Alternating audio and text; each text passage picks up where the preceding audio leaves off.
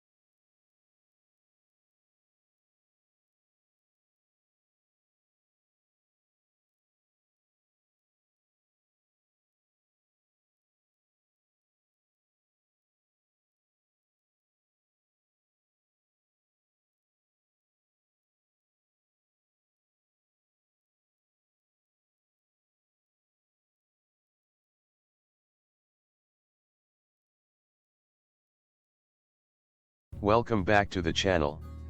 Today's video is based on a powerful Hollywood movie story, explained in a simple and interesting way. This is not just a movie recap, it's a journey through emotions, struggle, and unforgettable moments. So relax, stay till the end, and enjoy this amazing story. Fast Nad 5, 2011, Movie Review.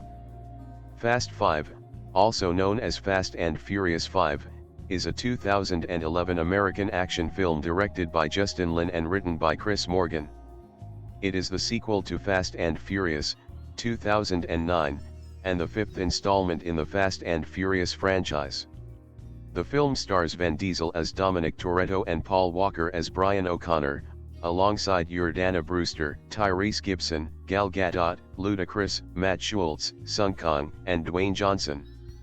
In the film, Dom and Brian, along with Dom's sister Mia, plan a heist to steal $100 million from corrupt businessman Hernan Reyes while being pursued for arrest by U.S. Diplomatic Security Service, DSS, agent Luke Hobbs. While developing Fast 5, Universal Pictures deliberately departed from the street racing theme prevalent in previous films in the series, to transform the franchise into a heist action series involving cars. By doing so, they hope to attract wider audiences that might otherwise be put off by a heavy emphasis on cars and car culture. Fast 5 is considered the transitional film in the series, featuring only one car race and giving more attention to action set pieces such as brawls, gunfights, and the central heist. The production mounted a comprehensive marketing campaign, with the film being advertised through social media, virtual games, cinema chains, automobile manufacturers, and at NASCAR races.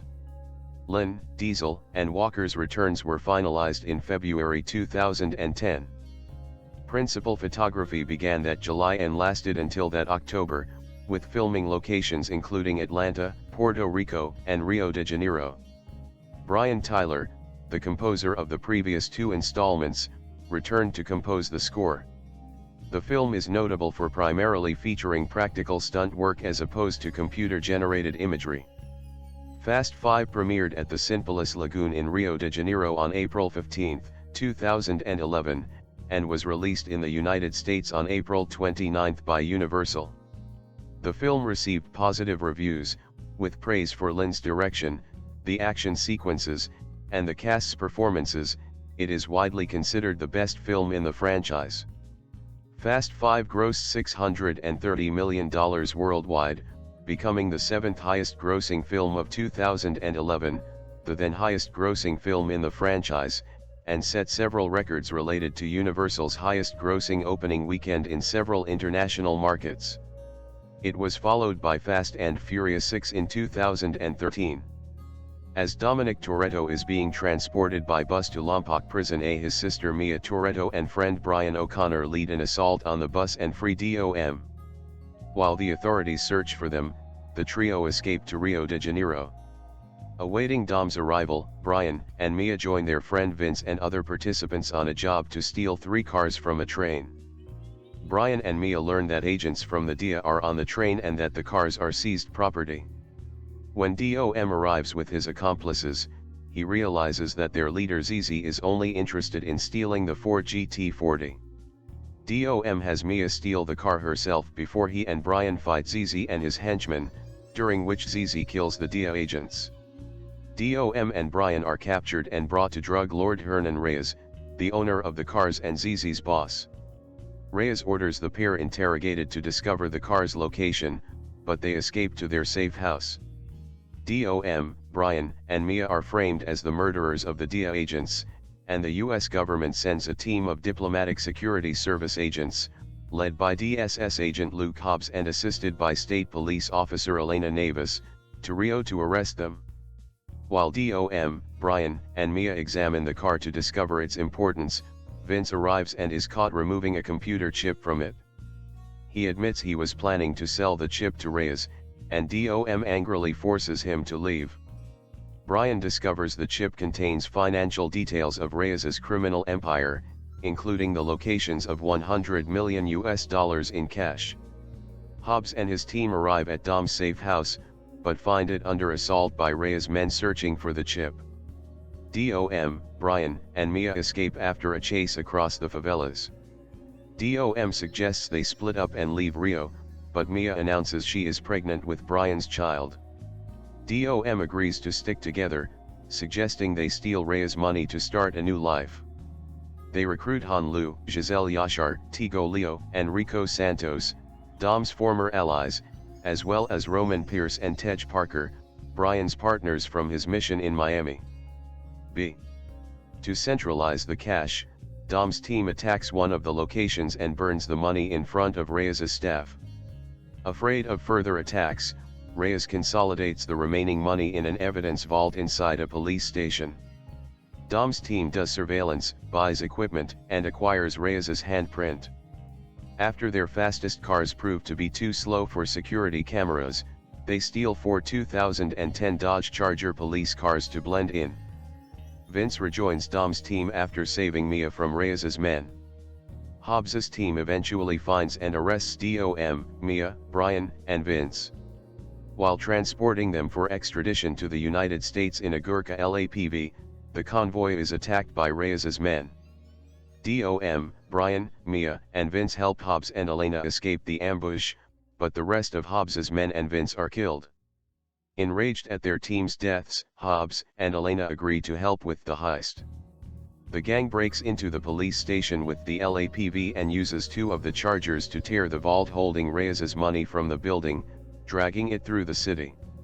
Advancing on the bridge after an extensive police chase, Dom has Brian continue without him while he smashes the police and Reyes' vehicles with the vault. Brian returns and kills Zizi. Hobbs arrives and executes the injured Reyes in retribution for his team. Hobbs gives Dom and Brian a 24-hour head start to escape on the condition they leave the vault as it is. When Dom and Brian depart, however, Hobbs finds the vault empty, as Dom's crew switched it via a trash truck before they reached the bridge. After splitting the cash and giving Vince's family his cut, Dom's team go their separate ways. In Monaco, Leo and Santos are gambling away their share at a casino. Han and Giselle are on vacation traveling down the German Autobahn. Tej and Roman have each purchased their very own Koenigsegg CCXR edition, and on a tropical beach, Brian challenges Dom to a final, no-stakes race to prove who is the better driver. During the end credits, Dom and Brian are seen racing each other in their new cars to the limit.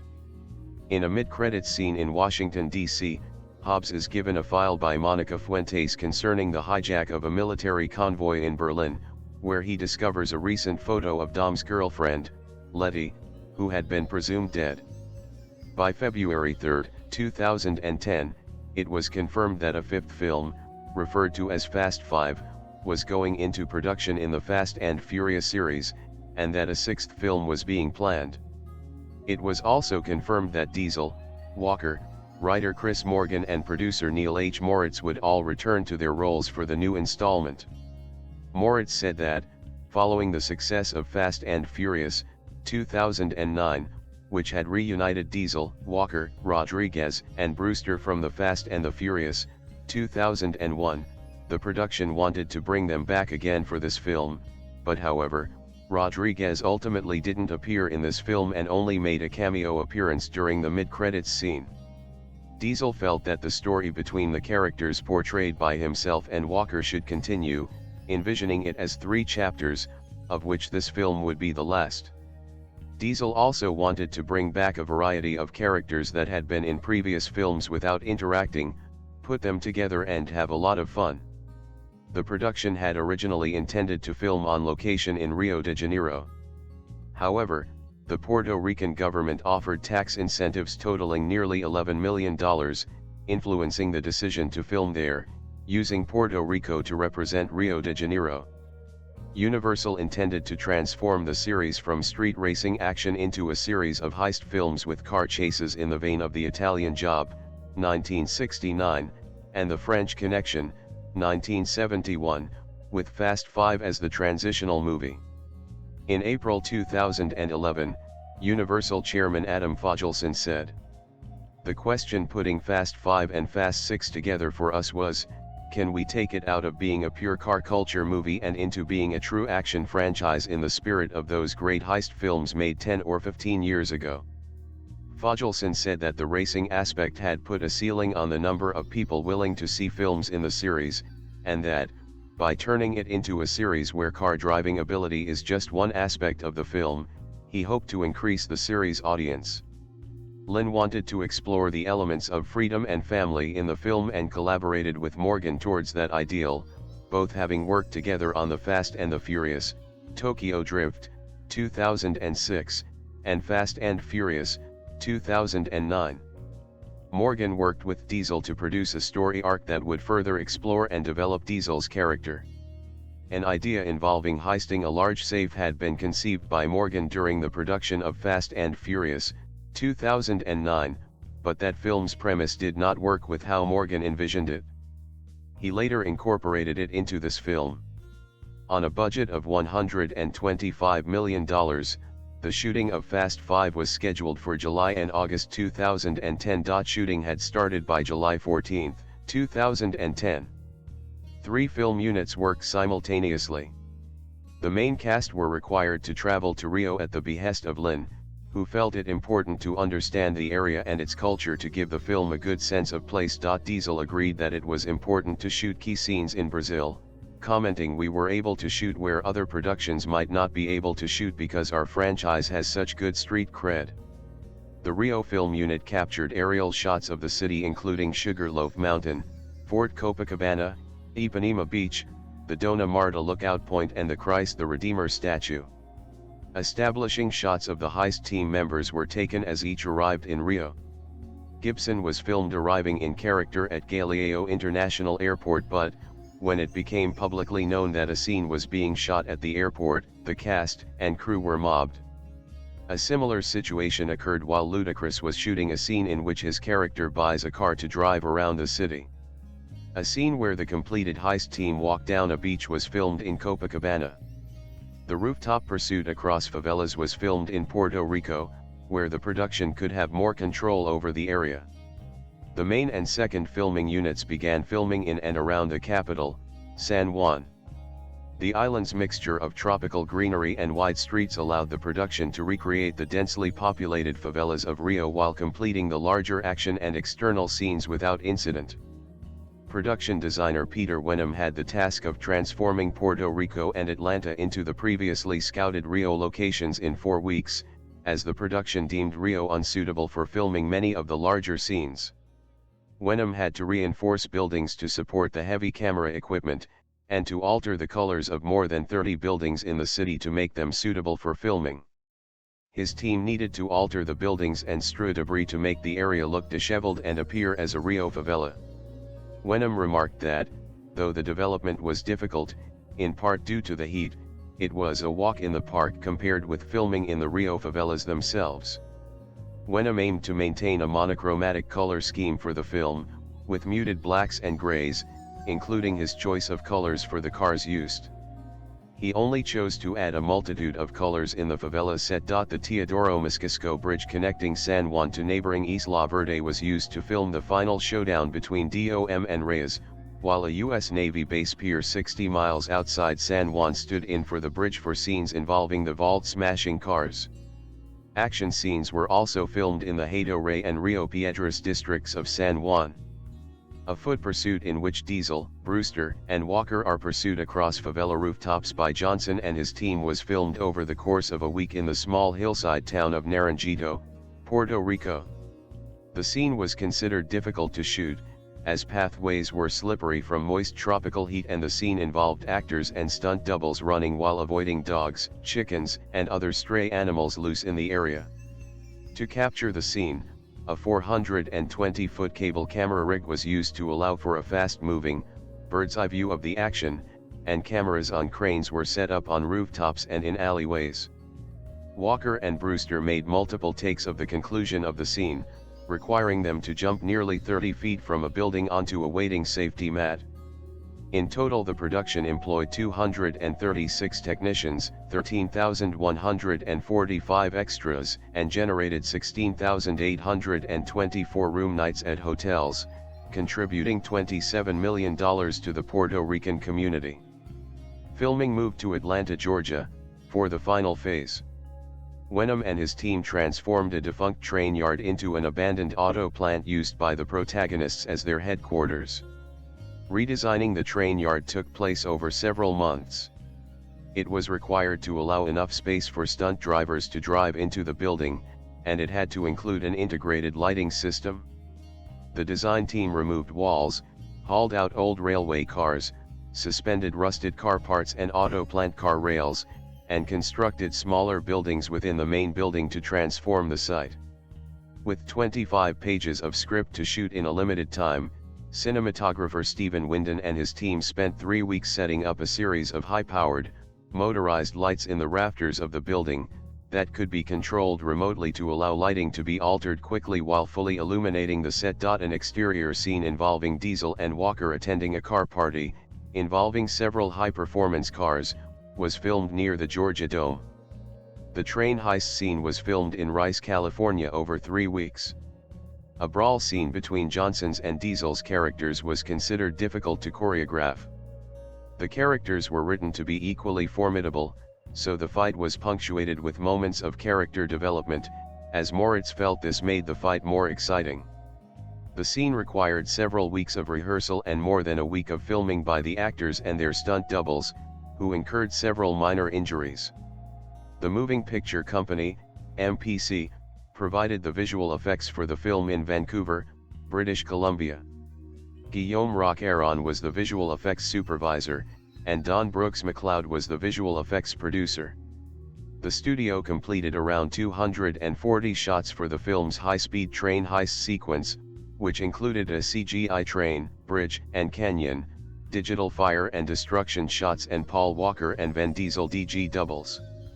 The bridge and canyon were animated with computer animation, with the canyon also being created as 2.5D matte paintings, with the team using guide photo references of the Marble Canyon in Arizona. The effects department also created high-resolution volume trick dust that would cut back-to-back with practical shots, as well as complex digital fire and destruction effects for when the truck crashes into the bridge and tumbles behind the car, forcing our heroes to jump into the canyon. MPC's Nuke 3D pipeline was put at full use to create animated background stitches that were used to add in the desert environment on the green screen shots. Pixomondo also provided the visual effects for the film in Los Angeles, California. Rainer Gombosch was the visual effects supervisor, and Sophie Leclerc was the visual effects producer. The climactic vault heist required 4 weeks of preparation with every scene and camera angle determined in advance. The filmmakers hired stuntmen Spiro Rosatos and Jack Gill to direct the second unit action filming and serve as stunt coordinator respectively. The pair initially began research for the stunt by testing the capabilities of the prop vaults and the Dodge Chargers driven by Diesel and Walker.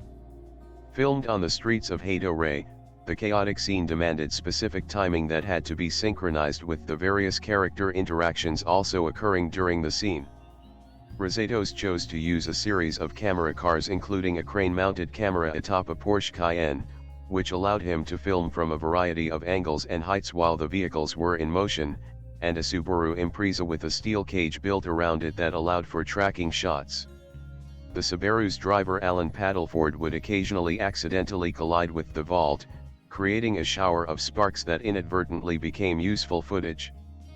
Paddleford also developed a top-mount dual-drive system for the Chargers that allowed a stunt driver to control the vehicle from the roof, while the actor focused on their performance inside the car. 6 versions of the 8-foot-high vault were built, each with specific uses. One of the vaults was a facade built onto the front of a semi-truck and was used for filming close shots of the vault destroying street cars. Another vault was a reinforced, 4-wheel self-drive vehicle that was connected to 30-foot, 9.1 m, cables and dragged through the streets of San Juan by the 2 stunt Dodge Chargers. The 4-short-ton, 3.6 t, vault was driven by stunt driver Henry Kingy, who had to wear a temperature-controlled suit to compensate for the temperatures within that could exceed 100 degrees Fahrenheit 38 degrees Celsius. A scene where the vault tumbled as the cars rounded a corner was a practical effect, and the result was more violent than the filmmakers had anticipated. Over 200 vehicles were destroyed by the vault during filming. Several stunts had to be cut, including a final scene that would have seen the vault hanging over the edge of the Teodoro Moscoso Bridge. This stunt was abandoned when it was determined that even the powerful Chargers would not be able to support the vault's weight. The train heist presented several challenges. The filmmakers were required to effectively purchase a length of working railroad for filming and the trains necessary to ride the tracks. Then trucks had to be built that could race the train and meet the needs of the heist itself. Lynn also required that the cars being carried on the train be able to jump out of the train at full speed. The scene took precise execution. The filmmakers chose to use cars they could cheaply replicate for the train heist: a 1972 De Tomaso Pantera, a 2007 Chevrolet Corvette GS Roadster, and a Ford GT40 to avoid the expense of replacing a genuine $2 million Ford GT40. The film soundtrack was released on iTunes on April 25, 2011, and on CD on May 3, 2011, by Obco Records. It features many reggaeton and rhythmic Latin tracks, including songs by Don Omar, Busta Rhymes and many others, with 3 pieces from Tyler's original score for the film, Assembling the Team, Mad Skills and Fast 5 Suite. Music Guide AllMusic awarded the album 3 stars out of 5, commenting that the goal here is to accompany a picture that, as usual, is packed with driving sequences involving flashy cars, beautiful, scantily clad women, and muscled men. That goal is accomplished with this beat-heavy music and the gruff, aggressive Latin rapping. Ludacris collaborated with Slaughterhouse and Claret J for the soundtrack's lead single, Furiously Dangerous. The film score was released on May 3, 2011, by Varese Sarabande. The release has 25 tracks and plays for 78 minutes. The score spent 4 weeks on the Billboard 200, peaking as high as number 60 and reaching number 24 on the digital albums chart and number 5 on the soundtrack-only chart. The Facebook game Cartown by CIE Games and the theater chain Regal Entertainment Group, REG, collaborated with Universal in a cross-media marketing promotion. Cartown allowed players to view the trailer for the film in an REG-branded, in-game drive-in theater and race around a virtual Rio de Janeiro. The game also featured missions and locations based on the plot of the film, while allowing players to race against Fast 5 characters and take part in a bank heist. REG offered players of Cartown the ability to purchase tickets in-game via Fandango for films at REG theaters. By buying these tickets in-game, players were given promotional codes which in turn allowed them to unlock a virtual 1970s Dodge Charger, used by Diesel's character in the original film. Reg promoted the partnership between the film and the game in their theaters across 37 states, online and through social media, while Universal promoted it via their own Facebook, Twitter and YouTube sites. In October 2011, it was claimed that over 200 million races had taken place within the virtual Rio de Janeiro environment in the 6 months since the campaign's April launch. Automobile manufacturer Dodge collaborated with Universal in marketing the film, supplying several Dodge Chargers to use in it. The partnership with Dodge included the Fast 5 Dodge Charger driven by Robbie Gordon in the NASCAR Sprint Cup Series throughout April 2011, the opening month of Fast 5. Dodge also sponsored the world premiere of the film in Rio de Janeiro. Fast 5 was originally planned to be released on June 10, 2011, before being pushed forward to April 29. The film held its world premiere at the Simplus Lagoon Theater in Rio de Janeiro, Brazil, on April 15. On August 2, 2011, USA Network purchased the rights to the United States network premiere of Fast 5. The film was released on DVD and Blu-ray in the United Kingdom on September 5, 2011, and in the United States on October 4, 2011, in 2.35:1 aspect ratio with DTS HD Master Audio 5.1 sound. A triple pack was also released containing a Blu-ray, DVD, and digital copy of the film in either Blu-ray or DVD packaging. The Blu-ray versions contain several exclusive additional features, including behind-the-scenes footage, cast and crew interviews, a virtual car garage that provides further details on the vehicles used in the production, and music tracks from the film. Both the DVD and the Blu-ray contain a theatrical cut of 130 minutes and extended cut of 132 minutes of the film, director commentary, deleted scenes, a gag reel and features on the 3 central characters. Commenting on the extended cut, Lynn said, "This is the version that I prefer." During first week sales in the United States, the DVD was the #1 selling DVD, the #1 rental DVD and the #2 selling Blu-ray disc behind the Blu-ray re-release of The Lion King. 57% of the total first week disc sales of Fast 5 were the Blu-ray disc version. To promote the release of the DVD and Blu-ray, Universal Studios Home Entertainment sponsored the first race of the NASCAR Camping World Truck Series, at the Chicagoland Speedway. The event, renamed as the Fast 5 225, took place on September 16, 2011, with Gibson and Brewster as Grand Marshals. Gibson sang the American National Anthem for the event and Brewster acted as honorary starter. The event served as the kickoff for the first weekend of the chase for the Sprint Cup and was won by Austin Dillon. The deal marked the first time that a film promotion had been allowed to take over a NASCAR race as a title sponsor. Continuing the partnership with Cartown, the game was used as the exclusive means of pre-ordering the Blu-ray/DVD combo release at Walmart, via players clicking on a Walmart-themed truck, which in turn provided the player with Fast 5 branded in-game rewards. Fast 5 was released on 4K UHD Blu-ray on June 11, 2019. Fast 5 grossed $209.8 million, 33.5%, in the United States and Canada and $416.3 million, 66.5%, in other territories for a total of $626.1 million. Worldwide, it is the 7th highest grossing film of 2011. It achieved a worldwide opening weekend of $109.6 million.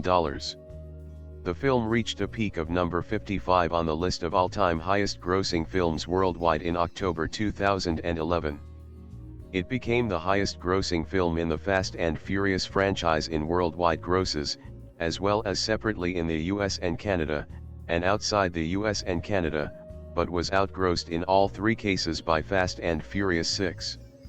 According to Box Office Mojo, Fast 5 is one of the most successful sequels of 2011, when taking into account that it is one of few to have outperformed the immediately preceding installment of its franchise in the US and Canada. Fast 5 opened in the United States on April 29, 2011, in 3,644 theaters. It took $3.8 million in midnight showings, setting new records for the Fast and Furious series and Universal, both records overtaken by Fast and Furious 6.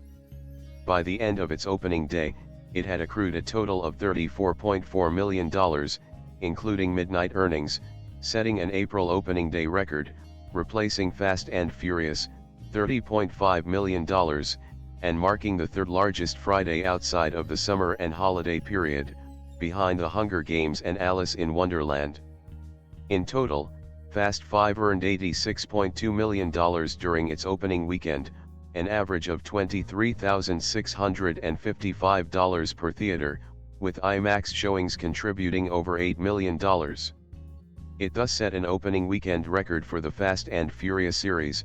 For Universal, both records overtaken by Fast and Furious 6, and for films released in April, the record was surpassed in 2014 by Captain America: The Winter Soldier.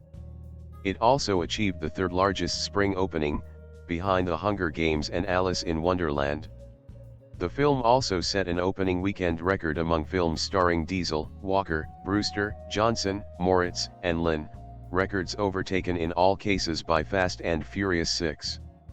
The film opened dropped 62% on its second weekend, earning $32.4 million, and ranking second behind Thor. This result was partially attributed to the reduction in IMAX and large format screens showing the film, reduced from 24 to 2, since IMAX contributed only $510,000 to the film's second weekend gross. On June 4, 2011, 37 days after release in the US, the film became the first of 2011 to accrue more than $200 million. The film received a one-week re-release in IMAX theaters on September 30, 2011. The film drew revenues of $209,837,675 in the US and Canada, $416,300,000 elsewhere, for a worldwide total of $626,137,675. The box office ranking peaked at number 1 for all films of 2011, as of 2021, ranked at number 6, number 103 for all-time US films, as of 2021, ranked number 197, and for all-time worldwide films number 55, as of 2021, at number 151. Fast 5 was initially released in Australia on Wednesday, April 20, 2011, 9 days before the release date in North America, followed by releases in the UK, South Korea, and New Zealand. The earlier start in these countries was timed to coincide with their Easter holidays and avoided competition from forthcoming summer films, although this placed it in direct competition with Thor in some countries. By the end of its opening weekend, the film had accrued a total of $23.4 million from these countries. On its second weekend, Fast 5 earned $46.3 million across 3,139 theaters in 14 countries, ranking first at the box office in each of its 10 new markets. For the overall weekend, it ranked second behind Thor. In the third weekend of release, Fast 5 topped the box office in a further 44 countries, playing in a total of 6,979 theaters across 58 countries. It ranked first during the weekend with $85.8 million.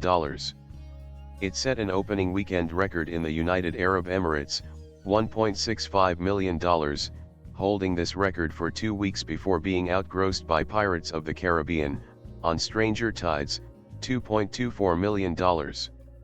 Across all markets, the film scored Universal's highest grossing opening weekend in Russia, Spain, Turkey, Argentina, Brazil, Chile, France, India, Italy, Malaysia, Mexico, the Netherlands, Thailand, the United Arab Emirates and Vietnam.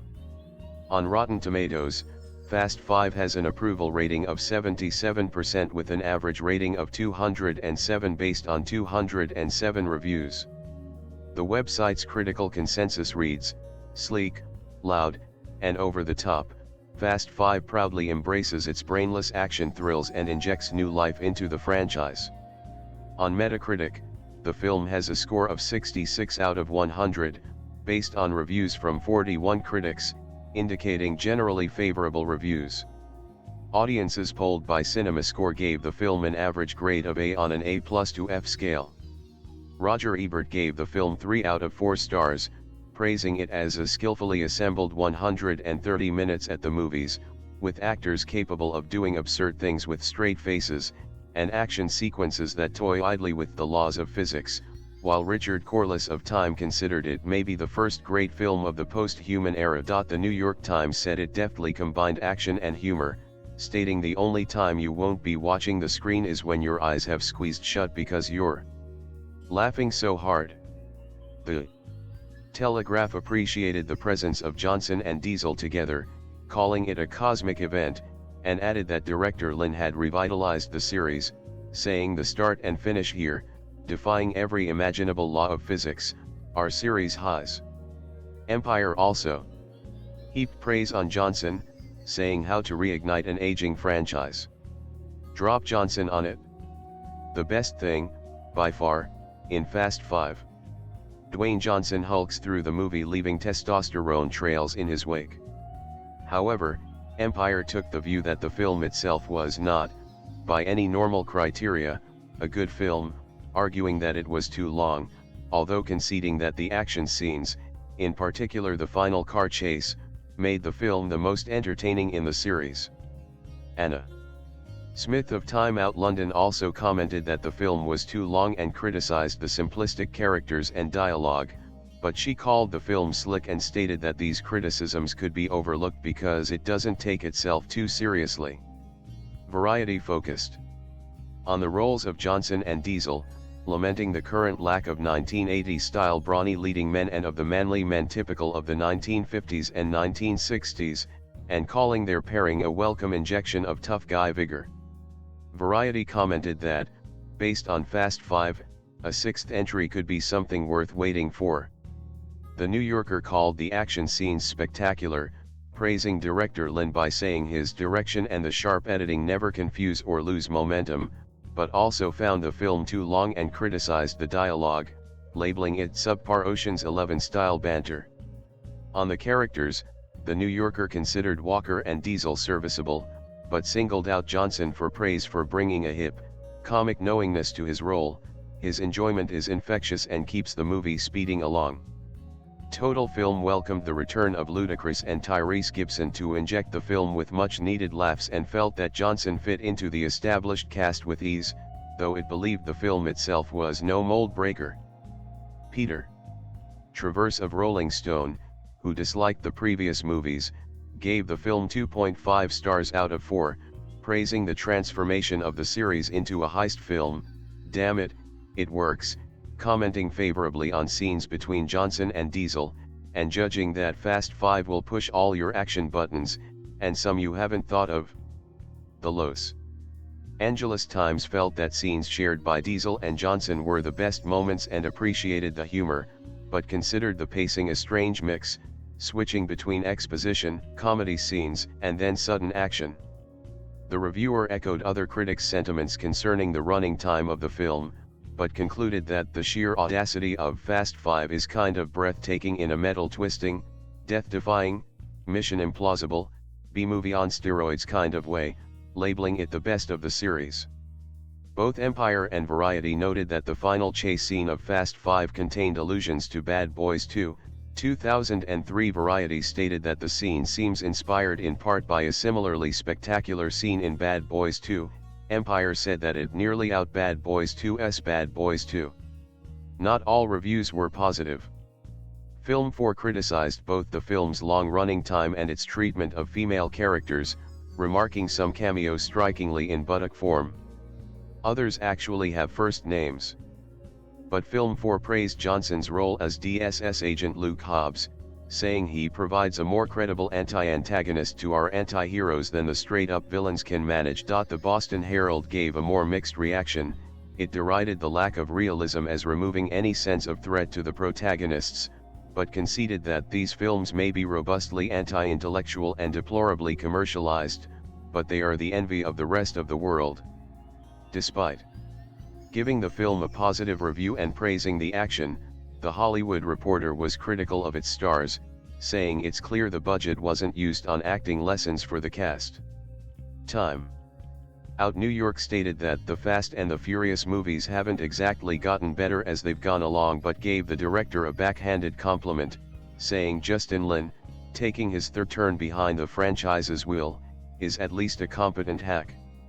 Ebert was more complimentary, saying Justin Lin is emerging as a first-rate director in this second-rate genre, and Rolling Stone managed Justin Lin, who misdirected the last two sequels, finds his pace this time, staging dynamite action. Brazilian reviewers criticized the use of Rio de Janeiro in the film, claiming it was stereotyped as dominated by heavily armed drug traffickers, corrupt police, and sexy women. O Globo accused the producers of using aerial shots and quick editing to deceive the viewer into believing that the criminal acts take place in Rio. Globo also reacted negatively to the use of foreigners to represent Brazilians, speaking Portuguese with laughable accents. Veja agreed with O Globo, saying, "The city of Rio and the Rio Film Commission supported the production. But the image that will spread across the world is exactly what the city doesn't want." In December 2011, Richard Corliss ranked the film number 10 on his list of the top 10 best movies of 2011, saying, "A carnival of roguish heroes and pretty girls, car chases and cliffhangers, Fast 5 is as much a tribute as the artist or Hugo to the cinema's primal thrills." Empire placed the film number 20 on its list of the top 20 films of 2011, while IGN named it the best action movie of 2011. Fast 5 was listed as the number 1 most illegally downloaded film of 2011 on BitTorrent with approximately 9.3 million downloads. A white bus full of prison inmates ambles down a lonely desert road. 3 fast cars zoom in behind it, then beside it, then in front. You know what's coming. One flipped prison bus later, outlaw street racer Dominic Toretto is a free man again. Free, that is, to get out of Dodge, so to speak. And fast. And probably in a Dodge. High on the FBI's most wanted list, DOM, ex-cop Brian O'Connor and Dom's sister, Mia, O'Connor's girlfriend, head south. Way south, to Rio de Janeiro's favela slums, where they hope to lie low until the heat subsides. But sitting still isn't a strong suit for DOM and his crew. Especially when they're dead broke. So when Dom's childhood friend, Vince, who's been holed up in the favelas for years, suggests they score some quick cash helping a shady local pinch 3 exotic cars being transported on a train, they're game. After all, it's just a little job. That goes wrong in a big way. 3 dead DEA agents later taken out by lackeys of the aforementioned shady local, a man named Reyes who runs Rio's crime syndicate DOM and Co. quickly graduate to the top of the FBI's stack of personas non grata. And the fact that they didn't commit the crime they're being accused of matters little to Agent Luke Hobbs, a Terminator-minded emissary dispatched to hunt them down. Above all else, Hobbs tells his team, "We don't ever let them get in the cars." It's a good command. Of course, it's also impossible to enforce. With Hobbs in hot pursuit of his Fast and Furious quarry, DOM and O'Connor decide it's time to disappear again. Forever. And that takes money. As luck and the script writer would have it, a GPS chip in one of the cars they stole tells them exactly where Reyes launders his $100 million drug fortune. So DOM recruits some old friends for one last brazen heist, Brazilian style. As lack of luck would have it, their effort to outfox Reyes backfires, and he locks his fortune away in a bank-like vault in Rio's downtown police department. After all, virtually every officer in the city works for him anyway. But that's nothing. A few fast cars and wily, on the lam former street racers can't handle, right? Did I already mention that they're being systematically tracked by the guy formerly known as The Rock? Within the convoluted context of this franchise, DOM and his car-stealing cohorts subscribe to a fierce family fidelity. In a speech to the group he recruits to pull off the heist, which, in addition to Brian and Mia, includes FNF alumni Roman, Tej, Han, Giselle, Santos, and Leo, DOM tells them, money will come and go. The most important thing in life will always be the people in this room. Right here, right now. Salute, mi familia. DOM would go to any length to protect Mia, except, of course, excusing her from the crazy duties involved with stealing cars and driving them away, it seems. The same is true of Brian, and even more so after he learns she's pregnant. After the first car theft goes awry, DOM evicts Vince from the group for not telling them who they were working for. Later, Vince saves Mia's life, and DOM welcomes him back, saying, "There's always room for family." Conversations between DOM and Brian revolve around the subject of family and fatherhood. DOM talks about his father's devotion, while Brian remembers little of his dad. DOM assures Brian that he'll be a good father. DOM also has deep sympathy for a local police officer named Elena Navis, whom Hobbs has recruited to help him. Like DOM, Elena lost a partner she loved deeply. DOM lost his beloved Letty in Fast and Furious. Each seems to understand the other's suffering. As in Fast and Furious, the Toretto clan's Catholic faith is referenced. And DOM and Mia wear crucifixes which they seem quite fond of. References are made to saying grace before meals. DOM says his father always barbecued on Sundays after church, and that if there was no church, there was no barbecue. When a member of his crew gets killed, DOM genuflects and says, "You were always my brother." Brian describes Hobbs as being like someone out of the Old Testament: blood, bullets, wrath of God. One of Rhea's men says of the police protection around the safe, "God himself couldn't get your money if he wanted to." The camera repeatedly shows us Rio's famous Christ the Redeemer statue. At a street race, as is customary in this franchise, cameras zoom in on women wearing next to nothing, sometimes as little as a thong bikini. A beach scene boasts even more women in skimpy suits. Perhaps a dozen women employed at one of Rhea's money laundering operations work in bras and panties. Rhea's office sports a large, Renaissance-style painting of a woman with one breast exposed.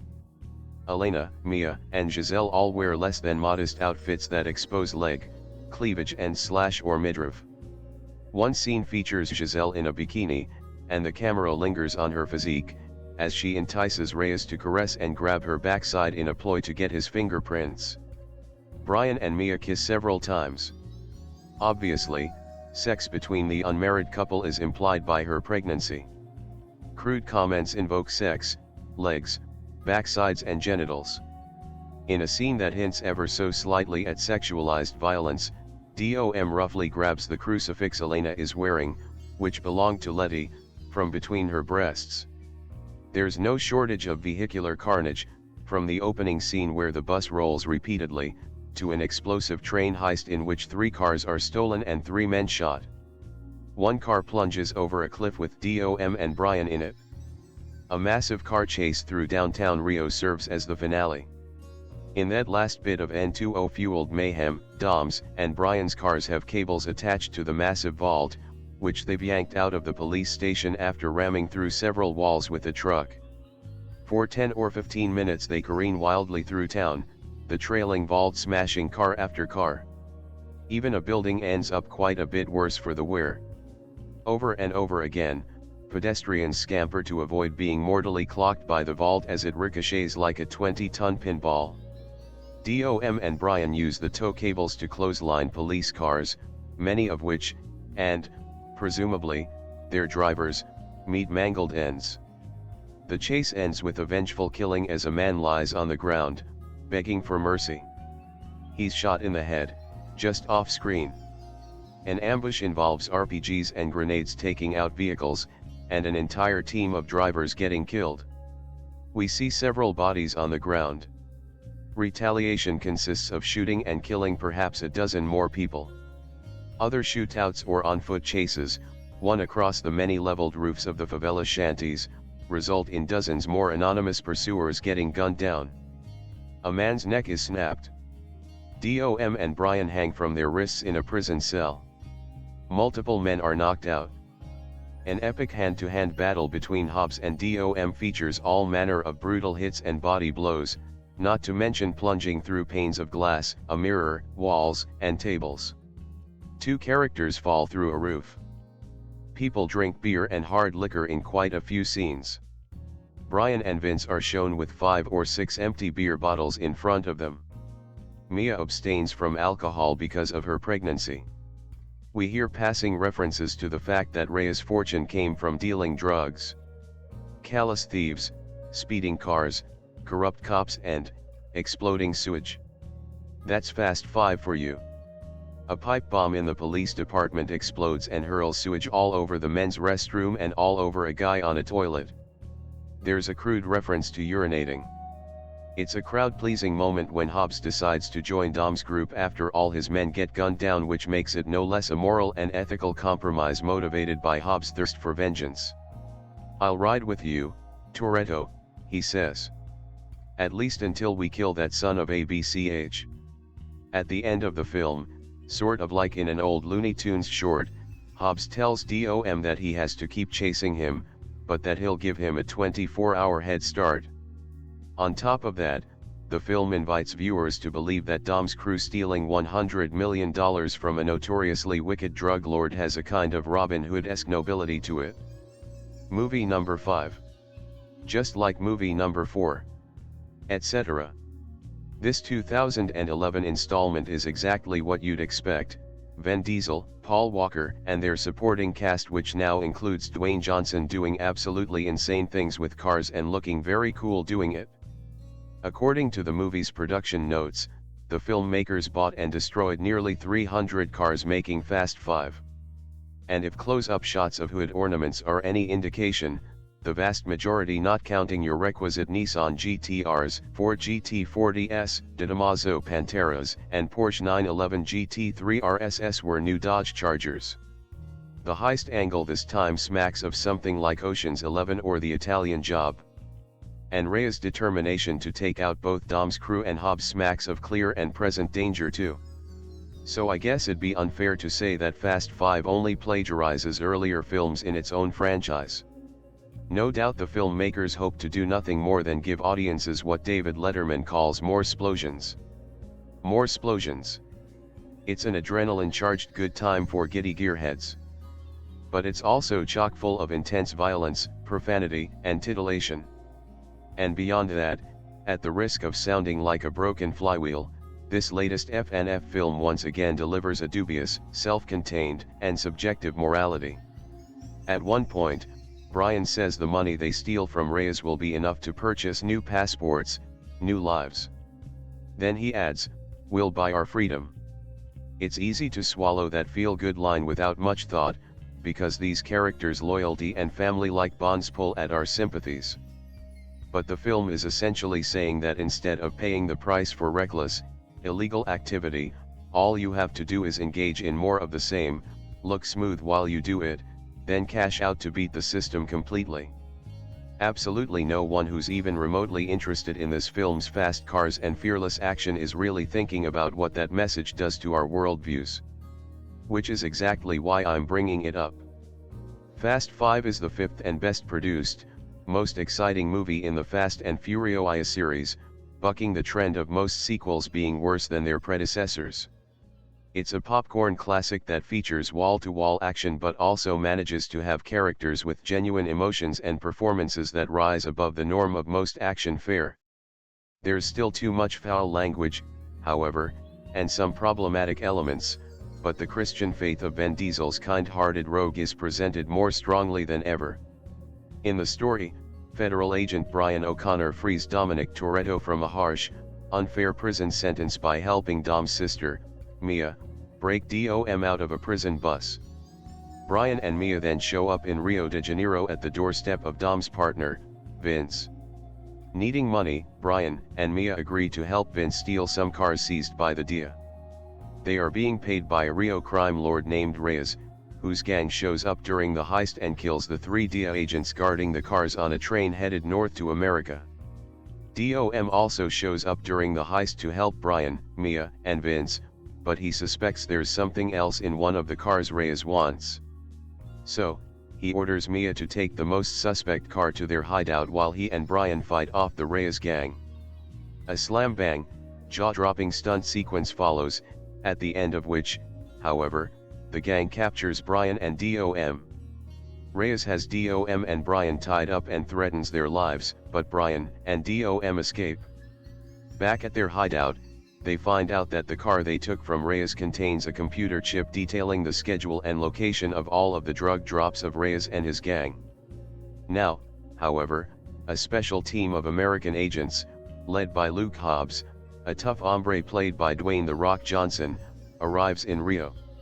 Hobbs thinks Brian and DOM killed the DEA agents, and he's all set to take them dead or alive. In order to escape this new problem, DOM, Mia, and Brian decide to take down the Reyes gang and steal all their money. They figure that, with all that money, they can evade capture forever, especially if they go to countries with no extradition treaties with the United States. Of course, this scheme proves easier planned than done. While Fast 5 asks audiences to root for a gang on the lam for breaking someone out of prison, it's still a movie that's undeniably fun and unbelievably fast-paced. As noted, the characters and the performances driving them have an extra level of soul and emotion that are above the norm for the genre, and that translates into a strong message in which family comes ahead of money, even for these criminals on the wrong side of the law. At one point, the sister reveals she's pregnant, but this is seen as a joyous occasion, where family is expanded rather than a burden as some movies might do. However, she and the movie's other lead hero seem to remain unmarried even at the end. Despite this problem, Fast 5 is laced with overtly positive Christian moments, including 3 dramatic shots of the giant Jesus statue overlooking Rio. Also, DOM prays the sign of the cross over a friend and clearly calls for a character to say grace before a meal.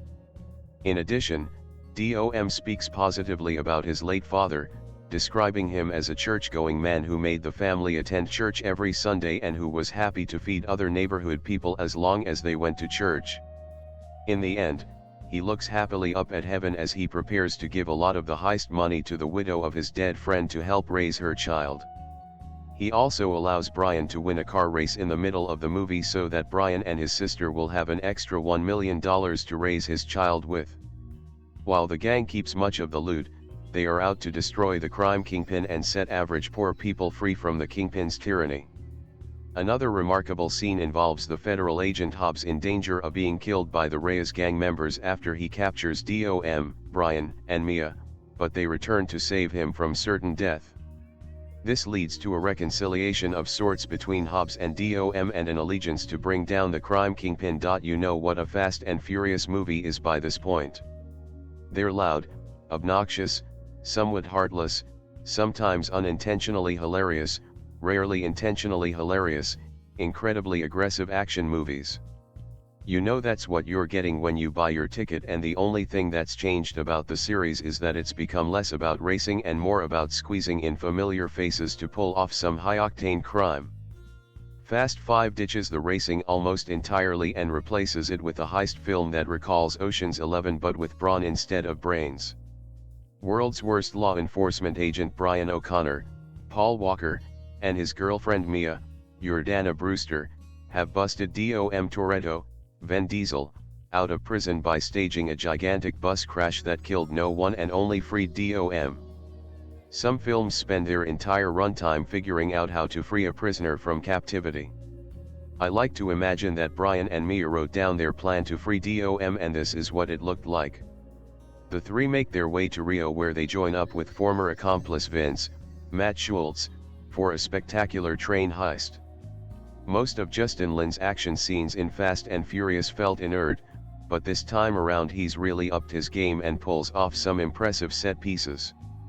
The train heist goes a little south as ZZ, Michael Irby, the guy who hired Vince, is along on the job and tries to kill DOM and the gang, but ends up murdering some hapless DIA agents instead. DOM, Mia, and Brian get free with a GT-40 that contains a microchip. The chip contains the locations of the cash houses of nefarious businessman and ZZ's boss, Reyes, Joaquim de Almeida. The trio decide to rob Reyes and bring in a cast of supporting characters from the previous films to pull off the heist.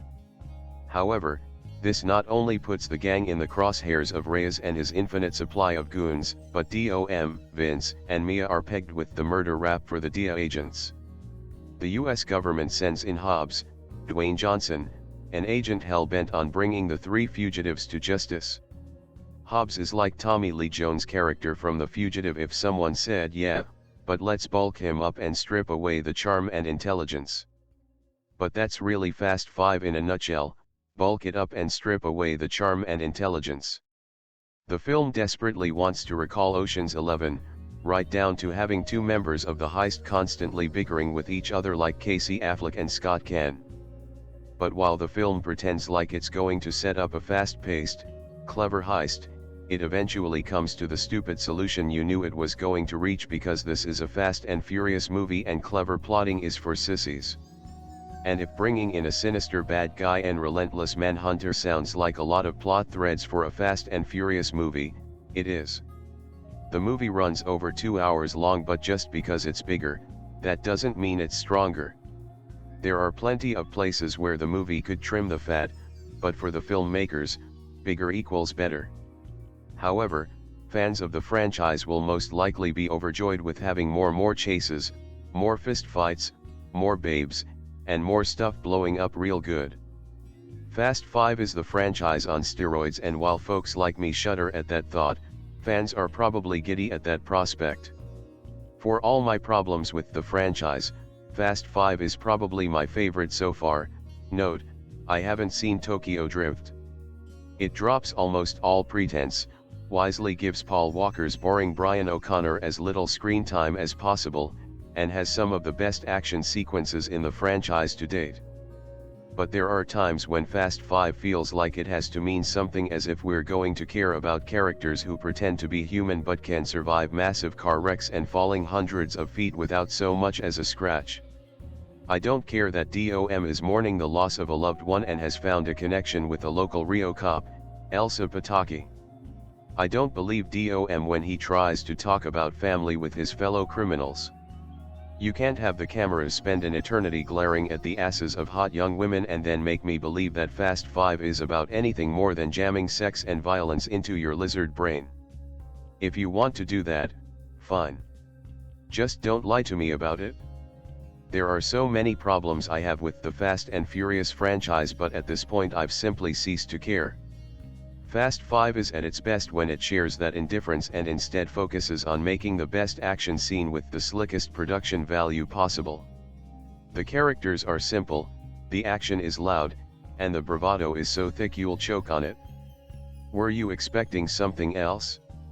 I don't think you can take two mid-size sedans, chain them to a bank vault and haul it behind you on a high-speed chase through the streets of Rio de Janeiro while being chased by the cops. I think the traffic would be too bad. I also don't think you can steal cars from a speeding train by driving a truck beside the tracks, cutting the side out of a freight car with an acetylene torch, flipping the cars onto the truck bed, tilting the bed, letting them roll to the ground and then driving them away. I think there are more practical ways to steal cars. I also think that while Houdini might have been able to make a bank vault disappear from the stage of the New York Hippodrome, and escape from it in the process, bank vaults in general tend to be hard to mess with, as may occur to you during Fast 5. But you know what? It sort of doesn't matter. The movie is made of sheer, preposterous, and non-stop impossible action, muscular macho guys, hot chicks, and platoons of bad guys who are eliminated by the dozens while the leading characters escape certain death so easily, it gets to be a habit. This is the third of the Fast and the Furious series starring Vin Diesel, Paul Walker, and Jordana Brewster, and here they're joined by Dwayne Johnson, making it a sort of convention of reckless drivers. Apparently some of these characters have had, in the past, long conversations about their goals, dreams, abilities, and values, saving time at the present for terse verbal shorthand. When you hear as many as 6 words in a row, you suspect it's a tagline for a trailer, "We need to assemble a team."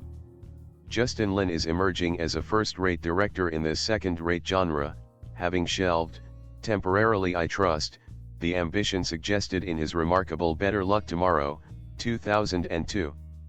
Unlike a certain other maker of Crash Crash Bang Bangs, whose name I trust you to summon effortlessly, he devotes attention to a storyline that devises ingenious new things to do instead of obsessively blowing up things. He storyboards his impossible action sequences, instead of editing them with incomprehensible speed.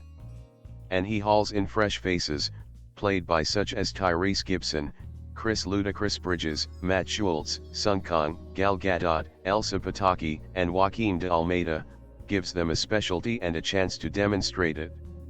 You couldn't say the supporting characters are developed beyond their defining labels, but at least they're in the mix. The villain, de Almeida, a Rio drug kingpin, makes the usual error of ordering his flunkies into hot pursuit and then following them into danger. There's a reason generals don't fight in the trenches.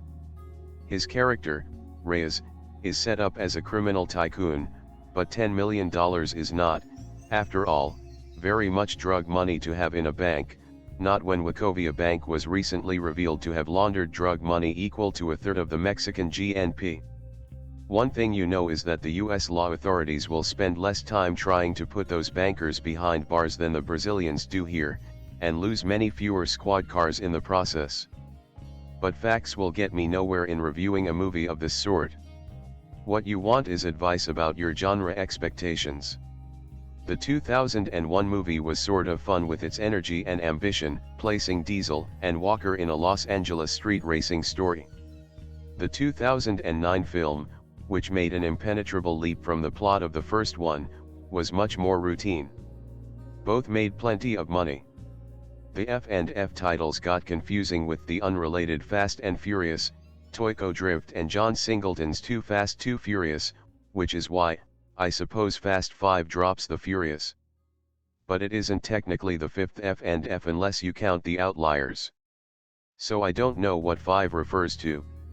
That doesn't bother me. What it all comes down to is a skillfully assembled 130 minutes at the movies, with actors capable of doing absurd things with straight faces, and action sequences that toy idly with the laws of physics. That can be amusing for some people, not so much for me. What I missed were laughs, although I got a good one right at the end, when we were warned that the driving in the movie was done in a controlled environment by professionals, and we shouldn't try those stunts ourselves. Someday I would like to meet a driver who was planning to race his Hummer into a reinforced concrete wall before being persuaded otherwise by the closing credits. I have never seen a movie from the Fast and Furious franchise before the year 2011. Never. I never had the inclination to see any of these movies, despite the series being a consistent cash cow for producer Neal H. Moritz and Universal Studios for the past decade. One might begin to wonder what led me to see the franchise's 2011 entry, Fast 5. I might have to retract a little. I did see the first movie, 2001's The Fast and the Furious 4 years ago. Well, I only saw 2 or 3 minutes of one of the movie's early scenes on a large screen television at my local electronics store. But those 2 or 3 minutes did not convince me to go see Fast 5. The movie trailer did. When I first saw it, I had rolled my eyes in disgust at the idea of a 5th Fast and Furious movie. When I saw the trailer for a second time, it intrigued me. Because of this, I decided to end my ban on the franchise and see the movie. In order to understand the beginning of Fast 5, one would have to watch the past 4 movies, especially 2009's Fast and Furious. That movie featured law enforcement officer Brian O'Connor's reunion with the Toretto family, streetcar racer/thief Dominic DOM and his younger sister, Mia, after he had allowed DOM to escape arrest at the end of the first movie. DOM and Brian investigated the murder of the former's girlfriend, Leticia Letty Ortiz and her connection to a major drug lord. Brian made arrangements with the FBI for Dom's release in exchange for the latter's assistance in the drug lord's capture. However, a federal judge reneged on the deal and sentenced Dom 25 years to life in prison. The movie ended with Brian, Mia, and two of Dom's colleagues, Tigo Leo and Rico Santos, attempting to free Dom from a bus en route to the Lompoc Penitentiary. Fast 5 picked up with Dom's rescue from the prison bus. Dom, Brian, and Mia are forced to leave the United States as fugitives from justice. Upon their arrival in Rio de Janeiro, Brazil, they encounter Dom's former colleague, Vince. He recruits them to participate in steal cars from a moving train, on behalf of a Rio businessman and crime lord named Hernan Reyes. When Dom realizes that one of their fellow thieves, Zizi, is only interested in stealing one car, the Ford GT40, he has Mia steal the car, while Dom and Brian fight Zizi and his henchmen. The fight results in Zizi's murder of 3 DIA agents on board the train. The murders are pinned on Dom and Brian.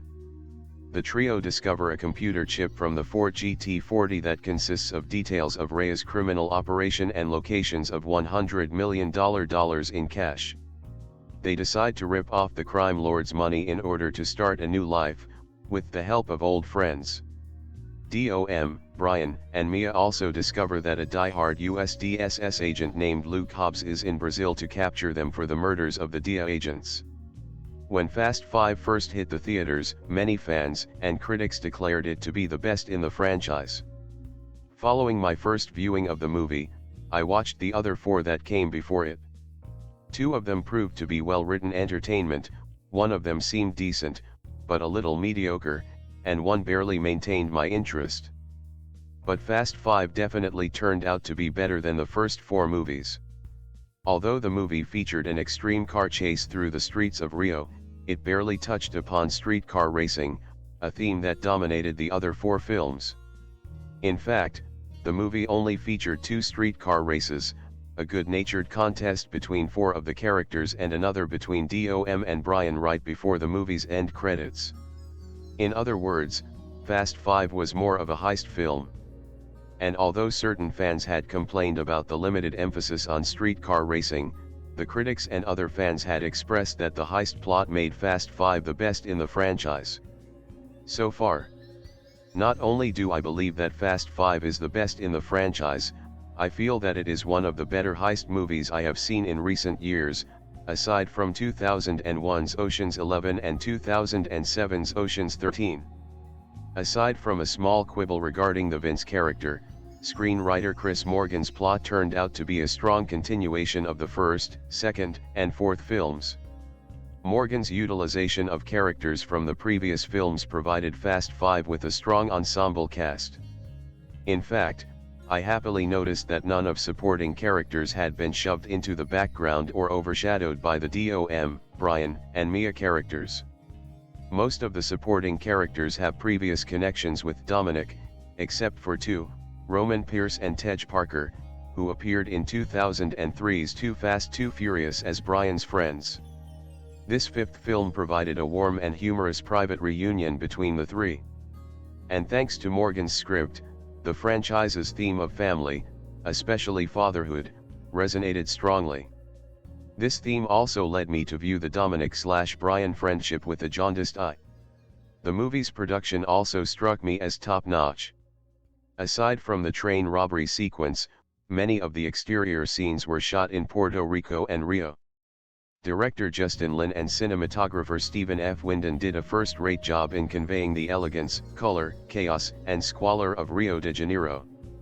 I also have to commend Kelly Matsumoto, Fred Raskin, and Christian Wagner for their editing of the film, especially the foot chase through Rio's Rocinha favela, shantytown, and the chase sequence throughout the city. Before I end up gushing over the movie, I do have a few quibbles. The train heist had been shot in Arizona. And looked it? I am aware of the scrublands that exist in Brazil, but the train featured in this sequence looked as if it was traveling through a very stark and dry-looking terrain. And Morgan's script never revealed how Vince ended up in Brazil. He had last been seen in The Fast and Furious, being evacuated to hospital by a medevac, after being badly injured in truck heist gone wrong. Had he been convicted following his release from the hospital? How did he end up in Brazil in the first place? Considering the number of performers featured in the cast of Fast 5, I figured it would take a separate article to write about them. If I must be honest, there was not a performance that hit the wrong note.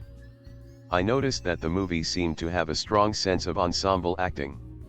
Not only did the gang of thieves summoned by Dominic and Brian clicked with perfect magic, but Dwayne Johnson and the other actors who portrayed the DSS agents clicked very well as a team.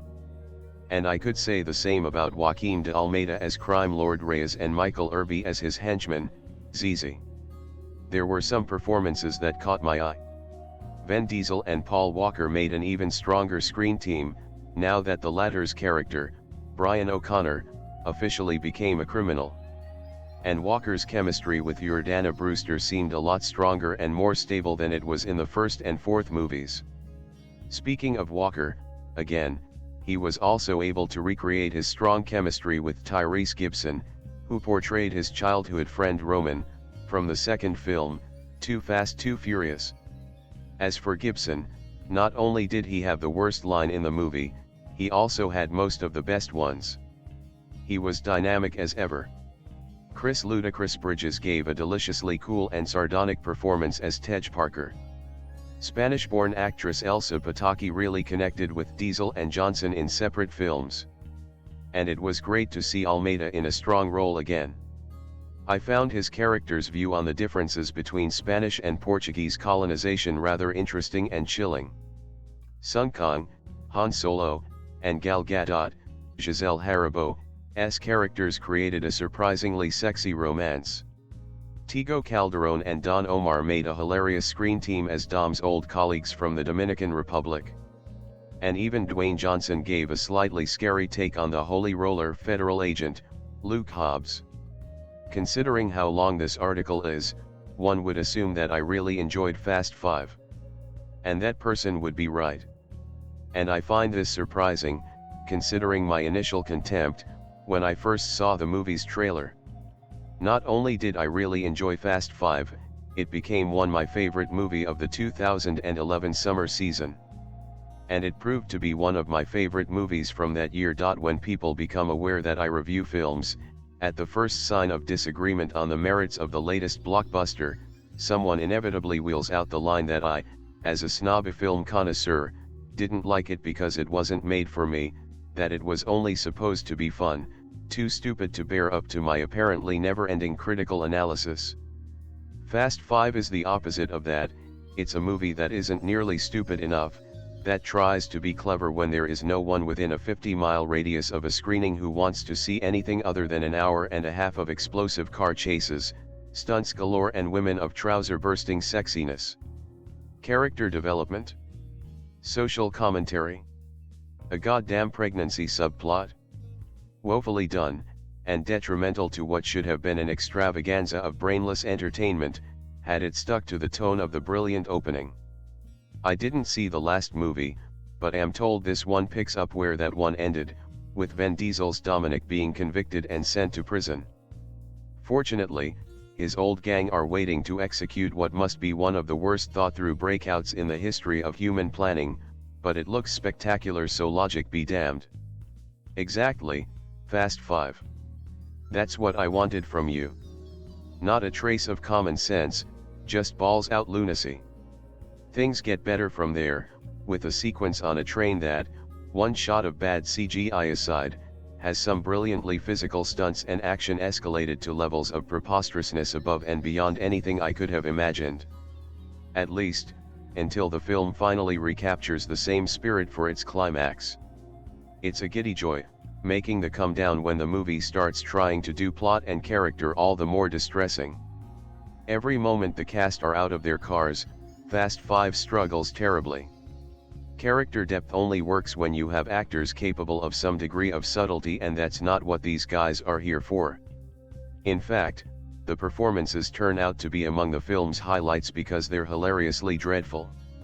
Vin Diesel's attempts at emoting produces some brilliantly overwrought grimaces, while his voice is at such a ridiculous level of deepness, take notes, Christian Bale, that you can imagine him waking up every morning and gargling a quarry.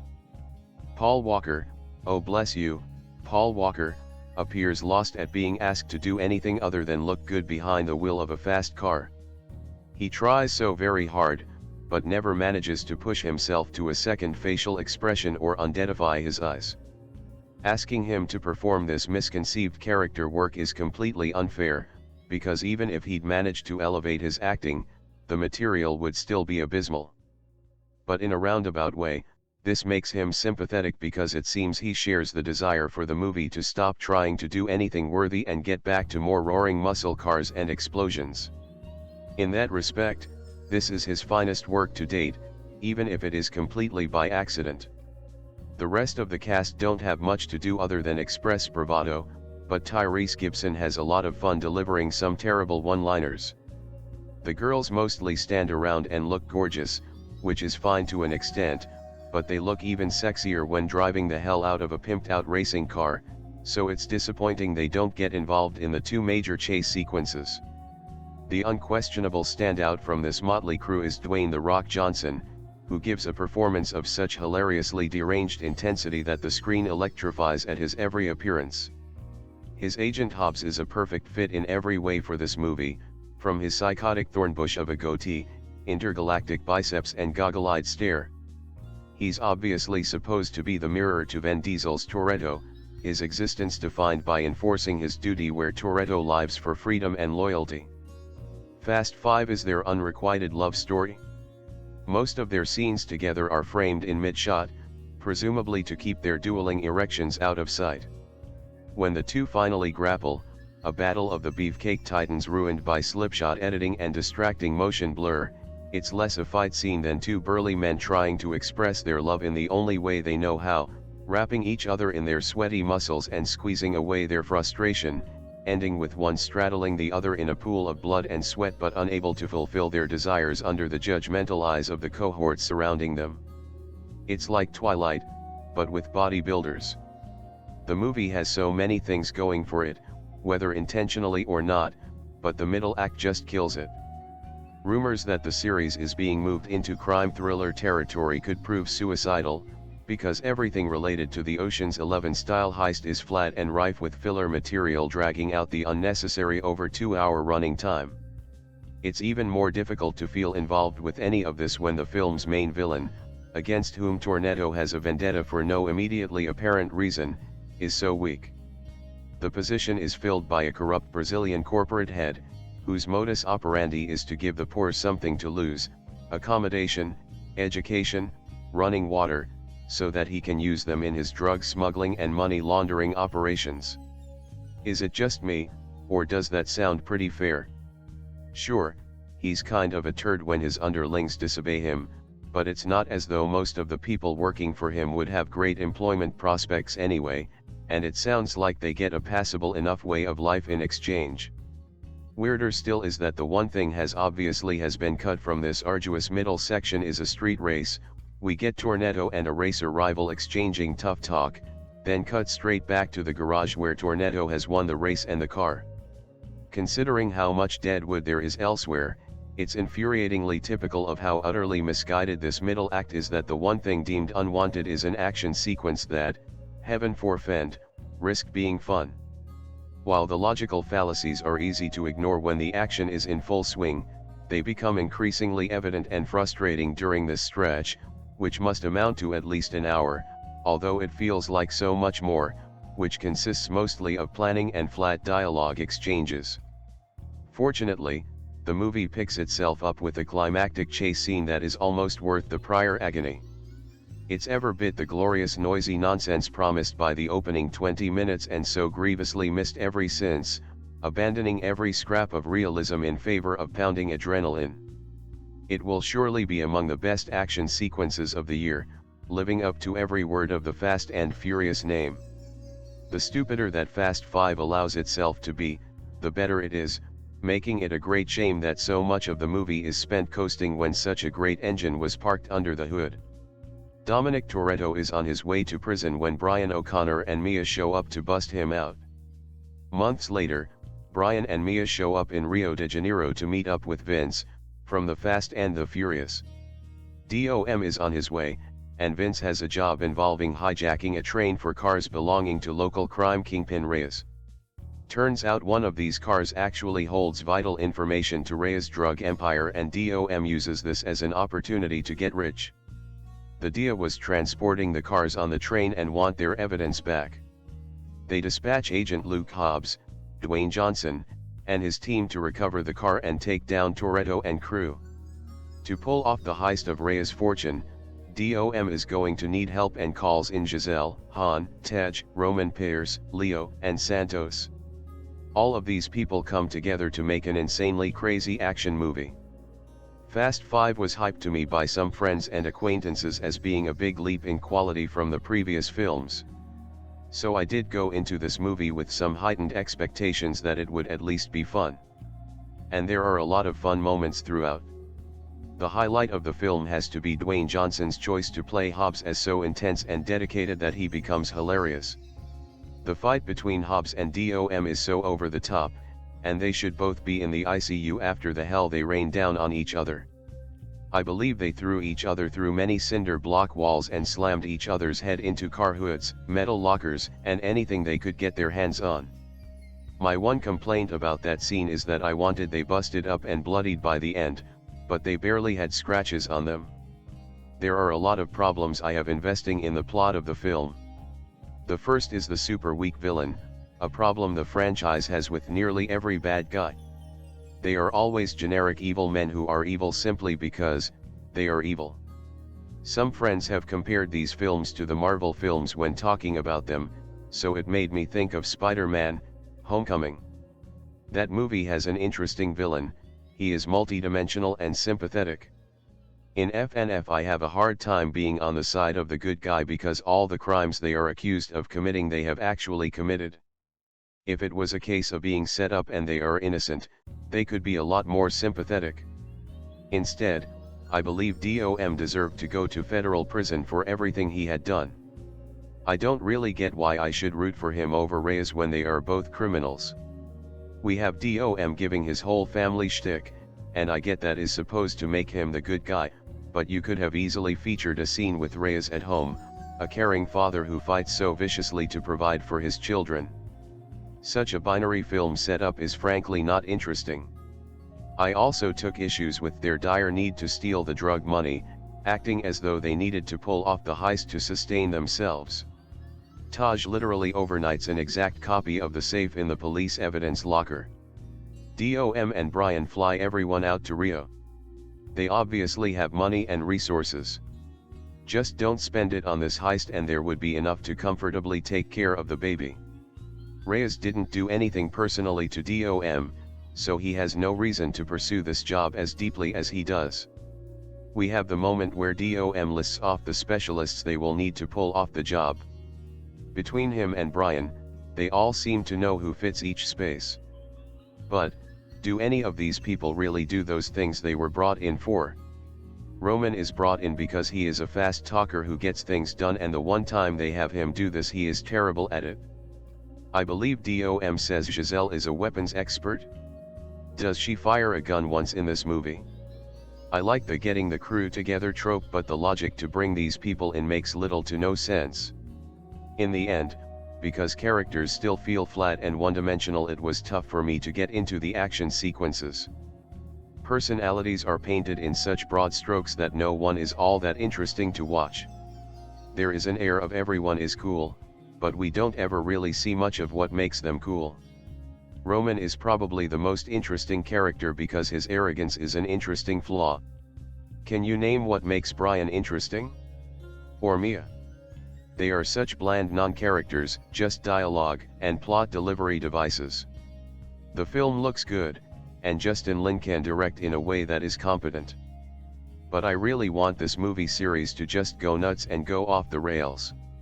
If it isn't going to care about developing its characters, then make the plot so over the top, the villains so literally insane, that the film is ludicrously fun.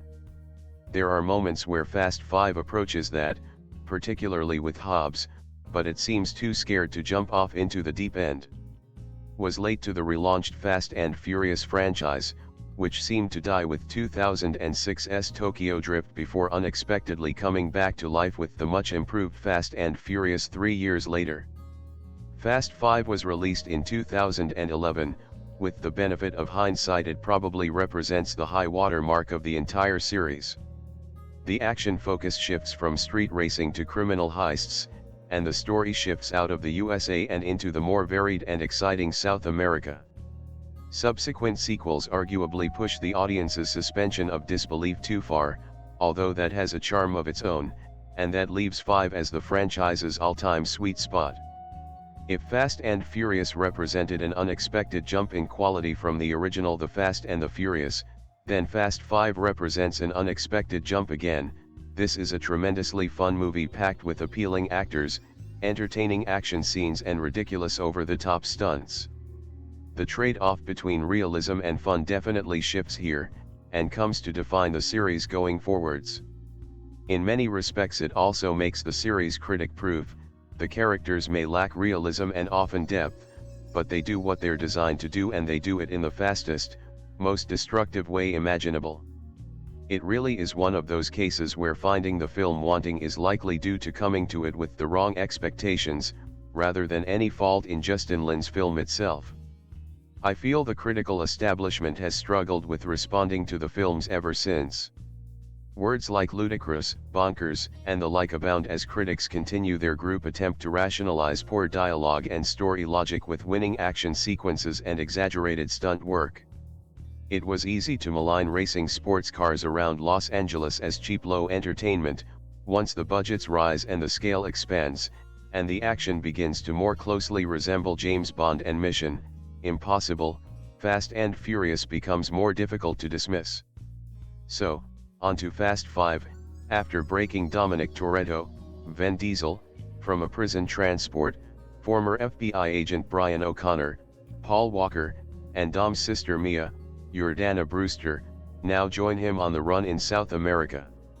While holed up in Rio they take a robbery job to get some badly needed cash, only to wind up lied to and betrayed by the city's most powerful gangster, Joaquim de Almeida. While they plan their revenge against him, not to mention the biggest robbery of their lives, they also find themselves hunted down by a US federal agent, Dwayne Johnson, sent to capture them. I'm rather fond of the late Paul Walker, who seems to be getting better and better with every installment. He started his career as one of those actors Hollywood seemed to be cramming down the audience's throat, whether we wanted to see Walker headlining a film or not. Now the Fast films have always been dominated by Vin Diesel, who continues to exert an enormous screen presence in each of them, but it's great to see Walker develop a more relaxed, naturalistic style as he goes. The supporting cast is about as large as the franchise has had thus far, and it cleverly drags back in characters from the previous 4 films and forms them into a single unified team. This is an outstanding development. One of the problems The Fast and the Furious had prior to the 5th film was its lack of focus or clear narrative line. There was the first film with Diesel and Walker, then the second with just Walker, then a third without either actor, bar a short cameo, and then a fourth reuniting them again. Here the leads are joined by Tyrese Gibson and Chris "Ludacris" Bridges from Too Fast Too Furious, Sung Kang from Tokyo Drift and Gal Gadot from Fast and Furious. It's a strong signal to the viewer, who's patiently watched through what had been a patchwork series of sequels. Now they all have a purpose and they all count for something. To be honest, it feels like this is the first installment to have a really strong grounding and a confident idea of what sort of franchise it wants to be. And it's a franchise that's rapidly evolving. The heavy reliance on street racing and car chases has been replaced by a fresh focus on general action and a heist narrative. Even the film's climactic chase, which is about as effective and gleefully entertaining a sequence as has appeared in the Fast movies, has a strong element of the heist genre to it, a sneaky theft, planned and carefully telegraphed, but then revealed to the audience like an impressive magic trick. There is street racing in Fast 5's story, but director Justin Lin doesn't bother to show it to us. There's no need. there's much more interesting stuff to watch elsewhere in the story. The film's Rio setting does wonders for its mise-en-scene, whether it's the downtown street scenes or the visual striking hillside slums. The location was used to great effect in Louis Leterrier's The Incredible Hulk, and to an extent it does feel as if Fast 5 is copying some of that film's early scenes, but it's still an interesting enough setting to be worth the theft. Finally, there's the introduce of Dwayne Johnson as Luke Hobbs, the no-nonsense and relentless federal agent sent to capture Toretto and O'Connor after it appears that they have murdered several DEA agents. He's clearly been hired to emulate Tommy Lee Jones' iconic Sam Gerard from The Fugitive, and to his credit Johnson takes on that responsibility with gusto. There are lines of dialogue he recites in this film that should have the writers cringing with embarrassment, yet he delivers them with such conviction and charisma that he manages to make them work. As a character he's a fine addition to the lineup, and in terms of progressing the story he gives the franchise a whole new direction. It would be easy to ignore the Fast films as throwaway entertainment, and it would be easy to do that because they are, but what outstanding throwaway entertainment they become from this point.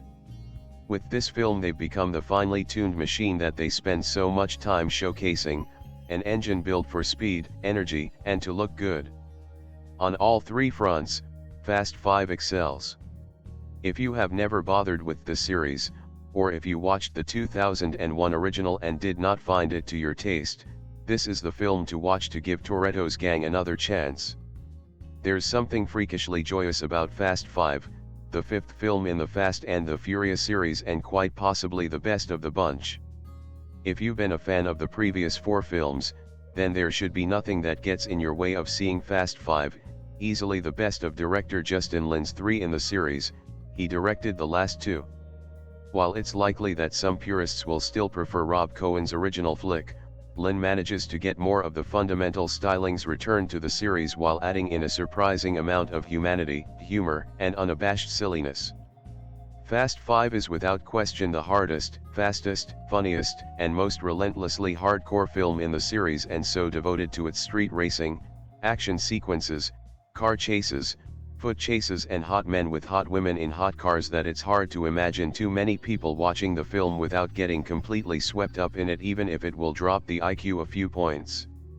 This time around, everything goes down in Rio de Janeiro as Dom Toretto, Diesel, is ingeniously, and ridiculously, swept out of prison by his ever-loyal sister, Mia, Jordana Brewster, and good guy turned, well, good guy Brian, Paul Walker. They all flee to Rio, where they meet up with Vince, Matt Schultz. Vince has arranged one last job, but, of course, that would take us to about the 30-minute point, and this is a 130-minute film. Before long, the decision has been made to rip off Rio's drug kingpin, Joaquim de Almeida, with the help of a hand-picked team of experts include Tej, Chris Ludacris Bridges, Han, Sung Kang, Roman, Tyrese Gibson, Giselle, Gal Gadot, and a hilarious explosives team of Leo and Santos, Tigo Calderon and Don Omar. In addition to all the obstacles of trying to take down the single most powerful man in Rio, our team will have to avoid the grasp of Luke Hobbs, Dwayne Johnson, a cowboy-style American cop who always gets his man, or woman, and his companion for the effort, Elena, Elsa Pataki. While the middle one-third of Fast 5 spends way too much time with repetitive underground speeding, can't call it racing, it typically only involves one car. The vast majority of Fast 5 is ridiculously energetic and inspired action sequences and chase scenes that make absolutely no sense but are relentlessly and intensely fun. For those who are seeking simple, escapist cinema, there's no better release this opening weekend than Fast 5 with its macho posing and street bravado. Both actors aren't particularly known for their thespian prowess, but both are also endlessly likable and project a charismatic screen presence that makes you simply have to watch them when they're on screen together.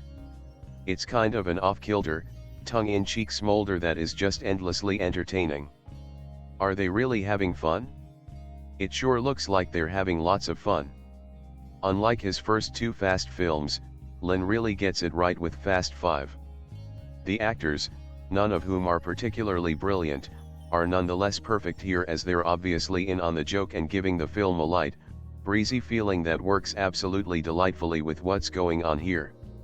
The last two films had a tendency to take themselves a wee bit seriously, but Fast 5 screenwriter Chris Morgan adds in enough witty one-liners and character chemistry that for the first time in a while all these folks matter as much as their cars and chiseled bodies. As is nearly always true for the Fast films, almost nothing here makes sense, but who really cares? Even Han's appearance is a bit weird, given his being seemingly taken out in a previous film. So, is this a prequel? If this is a prequel, then well, I can't think about it all without making my head hurt. Who really cares if it all makes sense? It's shamelessly fun with action sequences that are completely over the top, chase sequences that are 100% impossible yet remarkable, and, well, it's just all so fast and so furious. If you saw the first four, then Fast 5 is a must-see. If you haven't seen any of the films in the series, but you absolutely crave mindless action flicks, then you can safely see this one without having to catch the first four beforehand, though, perhaps, at least the first one would help you appreciate the characters more. Sometimes, all a film has to do is entertain, and Fast 5 entertains in abundance. While we won't be seeing any of these folks walking up for a golden statuette anytime soon, if box office numbers hold up, there's virtually no doubt that a sixth film in the series is right around the corner. I've never been much of a car nut. Nor have I been much for a testosterone-fueled BS nut. Consequently, when the original The Fast and the Furious hit theaters nearly 10 years ago, I wasn't all that excited to see it. I wasn't reviewing films then, so I missed the movie in the theaters. I didn't actually see The Fast and the Furious until 2 years ago, when I rented that and its sequel to prep for the then pending Fast and Furious, the fourth film in the series. I thought it was just okay. It wasn't great. The story and characters were at a Point Break level of roid rage intensity. But the racing scenes were pretty cool to watch. Then came the sequels. Too Fast Too Furious was a huge step down, replacing hulking but charming Vin Diesel with the not-so-hulking and way less charming Tyrese Gibson. I had skipped Fast and Furious, Tokyo Drift 2 years ago, but I caught it just a week ago to complete the series. That installment was even worse. I blame Lucas Black. Fast and Furious was pretty stupid as well, not really capturing my attention. It was nice to see Vin Diesel return, but the action sequences didn't quite counterbalance the ridiculous and silly plot or the two-dimensional, snorting characters. Now with Fast 5, the sequels have finally taken a step up. The two biggest changes that were made were stepping up the action to an insane level and bringing in The Rock as one of the antagonists, the government agent looking to bring Dominic Toretto and his gang to justice. But don't get me wrong. Fast 5 is no work of art. It may be the best of the sequels and arguably better than the original, but it's still just a dumb movie that has plenty of flaws. In this installment, Brian O'Connor, Paul Walker, and friends bust Dom Toretto, Vin Diesel, out of prison by decimating his prison bus, miraculously leaving no one hurt. They hightail it down to Rio de Janeiro for one last job, stealing $110 million from the biggest crime boss in the city. Meanwhile, inexplicably sweaty Agent Hobbs, Dwayne Johnson, is on their tail, trying to bring them back to the States to face the music. The action in this movie is the key to what makes it fun. Like a Michael Bay film, where there's explosions and cars crashing into other things, it's at its best. Who cares about the plot, character, story, or even physics at this point? If it looks cool on screen, it works. Justin Lin has finally reached a stride with his work, showing us that he can, indeed, handle the action moments. The movie looks great, and it is bookended by two fantastic and thrilling chase sequences. It's the middle that has the problems. The film runs 130 minutes long, which isn't necessary in the least. There's a lot of padding with dopey characters and a plotting storyline. I've heard that fans of the series should like the return of multiple characters from previous films, notably Han, Sung Kang, who bites the dust in the third film, thus causing a chronology confusion as this and Part 4 are actually prequels to Tokyo Drift. Unfortunately, this gallery of supporting roles have never really been anything more than set dressing for me. It's like the Ocean's 11 movies. You probably can't name more than 5 or 6 of the 11, 12, or 13 off the top of your head. Like the other films in the franchise, Fast 5 is loaded with cool cars, high-octane action, and hip-level shots of hot chicks in skimpy clothes at illegal street racing events. Is it a great film? Not at all. Is it fun? Sure. Is it the best action movie I've seen? Not by a long shot. But Fast 5 will invigorate the fans, and it will kickstart the summer movie season. But like the Twilight movies, this will be as front-loaded as a NOS-charged hot rod engine, and it'll burn out relatively quick. Review in a hurry, the fifth in the Fast and the Furious franchise of flicks about car thieves and their sweet rides ought to be called The Slow and the Spurious. Featuring a mere 2 car chase sequences and a pointlessly padded runtime, it's an unfortunate low point after Fast and Furious, aka Part 4, appeared to return things to fine form. The bigger picture, in the vastly superior prior film, the tagline New Model. Original parts signified both a reunion of the first movie's cast and a legitimately worthy sequel. This one, which reunites major characters from all of the movies, feels a bit like a tricked-out pimp car. It sure has a lot of colorful stuff attached, but very little of it actually works. Part of the problem is that we are being asked to care about familiar faces quite late in the game, long after the initial trilogy specifically conditioned us not to give a damn by replacing the core cast willy-nilly and assuming that viewers only cared about the cars. If you feel a genuine emotional attachment to everyone shown on the poster, perhaps it'll work. But there are other problems aplenty. Wildly inconsistent director Justin Lin seems to have directed his players to act deliberately wooden, which leads to quite a few laughs that may not be intentional. Later scenes that try to show genuine pain, signified by slow motion and yelling at the sky, end up looking silly as a result. Worse, though, he's trying to make an Ocean's 11 type heist movie from a blockbuster wannabe where all we really want is to get the guys into cars. Unforgivably for a film in this series, we actually get a scene where Dominic, Vin Diesel, and Brian, Paul Walker, enter a race to win a new car, and we don't even see the race. For the target audience, you might as well be showing a PG-rated adult film. Then there are the constant pans across the cityscape of Rio de Janeiro, which are, one images, primarily designed to distract from soundstage interiors and the actual locations in Puerto Rico and Atlanta. But wait, what about the long-awaited showdown between Vin Diesel and The Rock? Sorry, folks, but since he's signed on for the main event of next year's WrestleMania already, his ring name is once again more apropos than Dwayne Johnson. Sporting a goatee only slightly less awful than he had at WrestleMania 20, the once and future ring champ is cast as a Terminator-like character that would have been perfect for the real Schwarzenegger but feels askew here with a performer who's so obviously in on his own joke. He gets to crash through windows a lot, and yes, there's a hand-to-hand battle with Diesel. Unfortunately, it's shot all sped up and isn't as easy to comprehend as it should be. The scene stealers turn out to be Ludacris and Tyrese, who have an easy, comic banter. If there must be a sequel, focusing on them might not be a bad plan. Shame that a post-credits Easter egg implies a different sort of follow-up. The 180-second opinion, the 2 car chases that bookend the film are solid action set pieces, which is why the trailers focus almost entirely on them. Sadly, everything between is skippable. It's like the worst reverse Oreo cookie ever. Where have all the cowboys gone, anyway?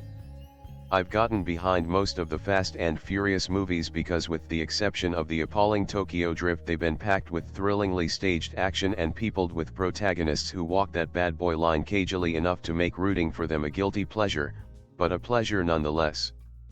But something is off in Fast 5, aka Fast and Furious 5, Rio Heist aka 5 AST and 5 Urias, and someone please make it stop. The mix is wrong. It's all teetered far too far into the realm of the actively antisocial. There's something deeply unpleasant about this latest flick that prevented me from enjoying all the stuff blowing up real good. I also was unable to enjoy all the man-meat on display.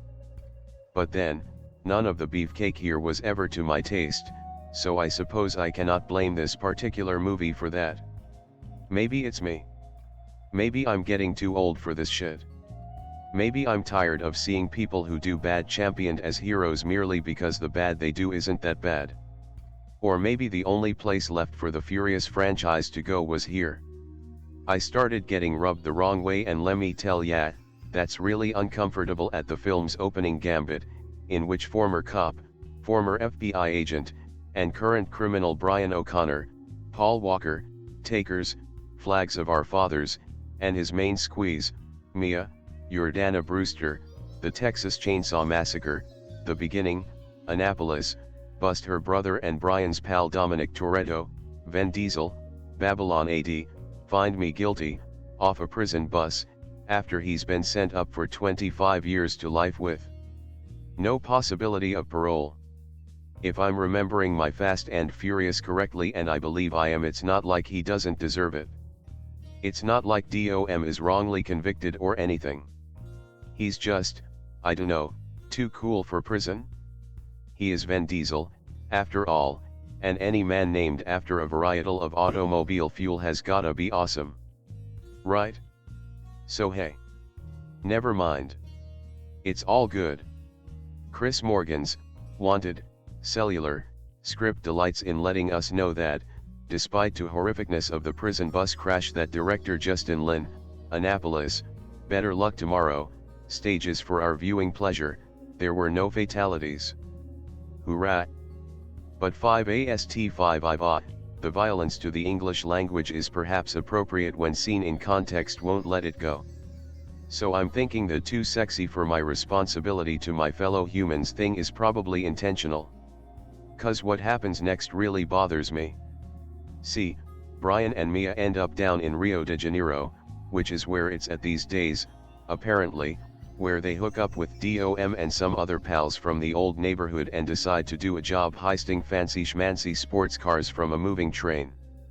Oh yes, the racing alongside a moving train and busting in which blowtorches and whatnot is all very exciting, I'm sure. But there comes a moment when DOM is about to make his escape, with the most special car in the batch, Natch, and in run a couple cops bent on stopping this heist. DOM is cornered, he is absolutely, most definitely caught, except then one of the bad guys with whom DOM et al. Are working shoots the cops dead. And now good bad guy DOM can make his escape. This becomes a thing throughout the rest of the film, when super badass cop Hobbs, Dwayne Johnson, the other guys, Tooth Fairy, pumped up to a terrifying degree, arrives on scene to bring in DOM and Brian and Mia, all now tops of the most wanted list after their bus escapade, and also because now DOM has killed cops. See, local cop Elena, Elsa Pataki, snakes on a plane, Hobbs translator, becomes convinced that DOM cannot possibly be that bad that he would shoot cops, and she's not wrong, DOM is indeed not that bad. But the movie needed to have those cops taken out if DOM was to continue as a character in the narrative, and the movie chickens out when it allows DOM to benefit from the deaths of those cops while also allowing him the golden badge of not that bad for not having actually shot them himself. That sourness lingers over the rest of the film. At least for me. But it does seem as if the rest of the film would have fallen on its face anyway, out of sheer laziness. Your ass is already in the seat, so who cares if the film skips over most of the actual street racing that made the first movies so ridiculously exciting? Who cares if, in its place, we get a shoddy Ocean's 11 heist knockoff, the kind in which someone says things like, "We need a bisexual Martian who can pick locks and do improv," and then someone else says, "I know a guy," and then those requested talents never get used. Who cares if the Robin Hood aspect, the gang is heisting a drug dealer's millions, gets lost in a level of civic destruction that would make Michael Bay blush, and would probably negate whatever societal benefit would come from bringing down a powerful drug lord? Imagine Robin Hood nuking Nottingham Castle after tweaking the sheriff, and you've got the overall impact of Fast 5 in one. Who cares if the unintentional subtextual homoeroticism makes you roll your eyes and just wish that The Rock and Vin Diesel would just fuck already and get over it? This might be the worst thing, thematically speaking, in a movie that revels in its own soullessness. The big moment of triumph comes when DOM doesn't kill a federal officer just to watch him die, after we've spent the whole movie supposedly in his thrall because he's absolutely, definitely not the kind of man who would do such a thing. What's heroic about any explanation for such a storytelling gambit? Where do you even begin? Let's go with the title, Fast 5. This is the fifth film in a franchise that started in 2001 with The Fast and the Furious, and the first sequel's cutesy Too Fast Too Furious has nothing on the way the series makers seem to have given up coming up with anything original. Fast 5 is what you would call the film casually, tossing it around with fellow viewers, though it feels more like shorthand that cropped up in the production offices and somehow stuck. It's choppy and ugly, and it betrays a total lack of effort on the part of the filmmakers to win over anyone who isn't in the series' crowd of enthusiasts and hangers-on. It's a nickname made official. This is the problem that runs throughout Fast 5, its utter lack of ideas. The bulk of the film is set in Rio de Janeiro, and there are 3 separate shots throughout the film sweeping up the hill behind the Christ the Redeemer statue and looking down to the city below. These are not instances of repeated footage. These are separate filmed events, all showing the same basic location, done with the same doubling sweep familiar from, well, earlier in this very film. Director Justin Lin is unable to come up with enough separate images to make a full feature, and instead starts repeating himself before the end credits. That's Fast 5, caught up in a feedback loop, enamored of trite design, and nostalgic for its own existence. The universe of Fast 5 thrives on contradictions, though there have been 4 films before this one, only 3 of those feature characters related to the story told here, and none is required viewing to understand what goes on. The characters are constantly chasing money through drug deals and hijackings, yet they're forever broke and forced to pull that one last job that will clear their names or give them pocket money for life. It's a little like James Bond, things keep happening, but nothing ever changes. The screenplay from Chris Morgan, who wrote the previous 2 films and Wanted, for which he's still on the hook as far as society is concerned, features a brief recap of the final moments of Fast and Furious, the 4th film, which ended with Dominic Toretto, Vin Diesel, being sentenced to hard time and his friends, including Sister Mia, Jordana Brewster, and Brian O'Connor, Paul Walker, using stunt cars to bust him out of the prison convoy. Brian began the series as a cop, only to become an outlaw when he befriended Dominic while working undercover. Then he got back in the good graces of the law and became an FBI agent, only to help out DOM and chuck his career again. By now, he's a committed crook out of loyalty to DOM, who gave him his start, and Mia, his girlfriend. Fast 5 is a straight-up heist flick, but it would be wrong to classify this as a change for the series. They've almost always been about major thefts and cons, just ones done using street racers. Down in Rio and running from the law, Brian, Mia, and DOM meet up with Vince, Matt Schultz, a compatriot from the first film, who hooks them up with a job stealing cars that turn out to be marked by the DIA and wanted by their original owner, a local drug kingpin named Reyes, Joaquim de Almeida. The job with Reyes' men goes south, and a few DIA agents are killed, which calls down the thunder from the states in the form of Agent Hobbs, Dwayne Johnson, nay The Rock, who chases after the FBI's most wanted and whose physical proportions straddle the line between gargantuan and cartoonish. Once Hobbs hits town, it's a pretty standard story, as Dom's crew recruits old friends from previous movies to steal Reyes' $100 million in drug money riches to start a new life while they also try to stay a step ahead of Hobbs. Lin's style is nothing if not familiar. This is his 3rd straight film in the franchise to direct, and he, with cinematographer Stephen F. Winden, definitely has a certain number of stylistic and emotional beats he wants to hit. Wide establishing shots are done by circling around an object with panning the opposite direction. Fight scenes are filmed with a dizzying number of cuts that still don't quite mask the fact that the characters rearrange themselves within the room's geography with each edit.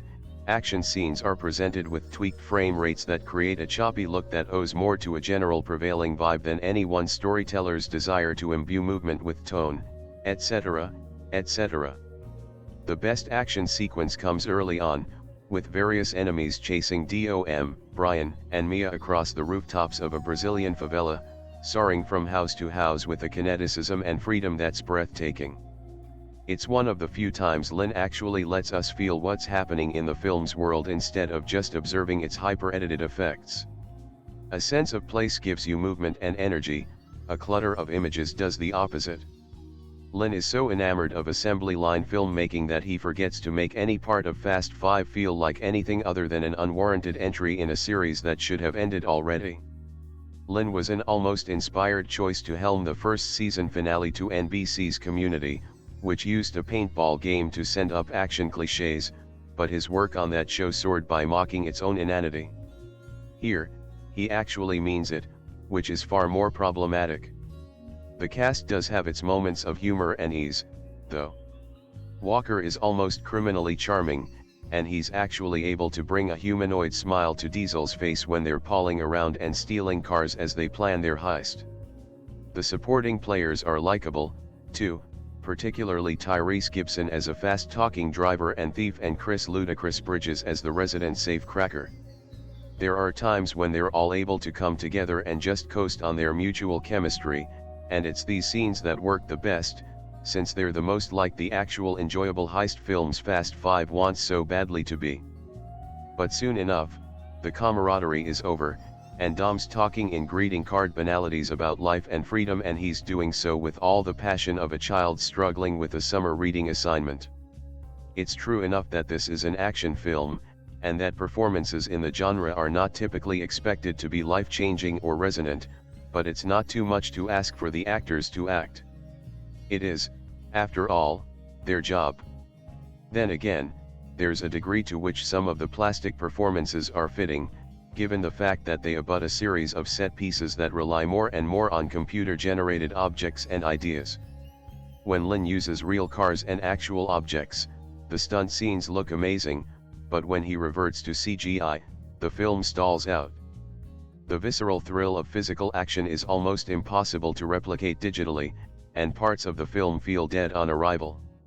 Most curious of all, for an action franchise that revolves around car races and chases, Lin rarely delivers the goods. There's a four-man drag later in the film in which Brian, Dom, and a couple other cons race each other for the fun of it, but other races are left entirely to the viewer's imagination.